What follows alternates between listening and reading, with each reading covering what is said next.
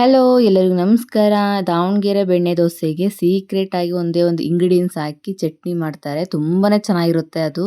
ಅದು ಏನು ಅಂತೇಳಿ ನೋಡ್ಕೊಳ್ಳೋಣ ಬನ್ನಿ.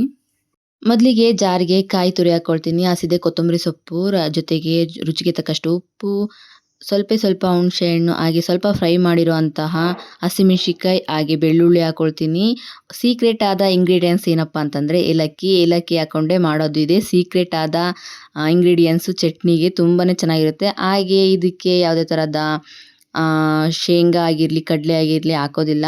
ಕಾಯಿ, ಹಸಿಮೆಣಸಿಕಾಯಿ, ಏಲಕ್ಕಿ ಹಾಕ್ಕೊಂಡು ತರಿಯಾಗಿ ರುಬ್ಕೊಂಡ್ರೆ ದಾವಣಗೆರೆ ಬೆಣ್ಣೆ ದೋಸೆಗೆ ಚಟ್ನಿ ರೆಡಿ ಆಗುತ್ತೆ. ಒಂದ್ಸಲ ಟ್ರೈ ಮಾಡಿ ಹೇಗಾಗಿತ್ತು ಅಂತೇಳಿ ಕಮೆಂಟ್ ಮಾಡಿ ತಿಳಿಸಿ. ತುಂಬಾನೇ ಟೇಸ್ಟಿಯಾಗಿರುತ್ತೆ. ಇದನ್ನ ಮತ್ತೊಂದ್ಸಲ ಹೇಳ್ತೀನಿ, ತರಿಯಾಗಿ ರುಬ್ಕೋಬೇಕಾಗುತ್ತೆ.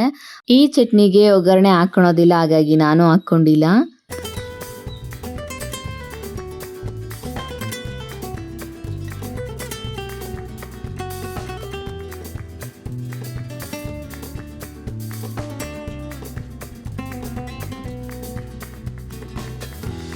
ಹಾಗೆ ಟಿಫನ್ ಎಲ್ಲ ಮುಗಿಸ್ಕೊಂಡು ಮನೆ ಕೆಲಸ ಎಲ್ಲ ಮಾಡಿಕೊಂಡು ಹೊರಗಡೆ ಸ್ವಲ್ಪ ಹೋಗಬೇಕಾಯಿತು, ಕೆಲಸ ಇದೆ ಅಂತೇಳಿ. ಹಾಗೆ ಹೊರಗಡೆ ಕೆಲಸ ಮುಗಿಸ್ಕೊಂಡು ನಮ್ಮ ಆಂಟಿ ಮನೆಗೆ ಹೋದೆ. ಚೀಟಿ ಅಮೌಂಟ್ ಕೊಡೋದಿತ್ತು ಅಂತ ಹೇಳ್ಬಿಟ್ಟು.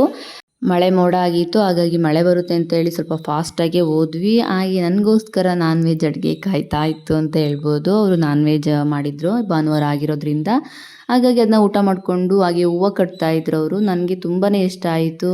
ಮಲ್ಲಿಗೆ ಮೊಗ್ಗಿಗೆ ರೋಸ್ ಪೆಟಲ್ಲು ಹಾಗೆ ಪತ್ರೆ ಎಲ್ಲ ಹಾಕಿ ಕಟ್ತಾ ಇದ್ರಲ್ವ, ತುಂಬಾ ಚೆನ್ನಾಗಿ ಕಾಣೋದು. ಹಸ್ರಿಗೆ, ಕೆಂಪುಗೆ, ಹಾಗೆ ವೈಟ್ ಕಲರ್ ಆಗಿ ತುಂಬ ಅಟ್ರಾಕ್ಟಿವ್ ಆಗಿ ಕಾಣೋದು ಹೂಗಳು. ಹಾಗಾಗಿ ನಾನು ಕಟ್ಟೋಣ ಅಂತೇಳಿ ಕಟ್ಟಿದೆ. ಸ್ಲೋ ಆಗಿ ನಾನು ಒಂದೆರಡು ಮಾರ್ಕ್ ಕಟ್ಟಿದೆ. ಆದರೆ ನಮ್ಮ ಆಂಟಿ ಮಾತ್ರ ಫಾಸ್ಟಾಗಿ 2 kg ಹೂವು ಕಟ್ಟಿ ಬಿಸಾಕಿದ್ಲು. ತುಂಬಾ ಚೆನ್ನಾಗಿ ಕಟ್ತಿದ್ಲು. ಹಾಗಾಗಿ ನನಗೂ ಇಷ್ಟ ಆಯಿತು. ಅವರು ಸ್ವಲ್ಪ ಕಟ್ಟಿ ಎಲ್ಲ ಆದಮೇಲೆ ಸ್ವಲ್ಪ ಹೂವು ಕೊಟ್ಟರು. ಹೂವು ತಗೊಂಡು ಮನೆಗೆ ಬಂದೆ. ನೋಡಿದ್ರಲ್ಲ ನನ್ನ ಪುಟ್ಟ ಈ ವ್ಲಾಗ್ನ ಇಲ್ಲಿಗೆ ಎಂಡ್ ಮಾಡ್ತೀನಿ. Thank you for watching.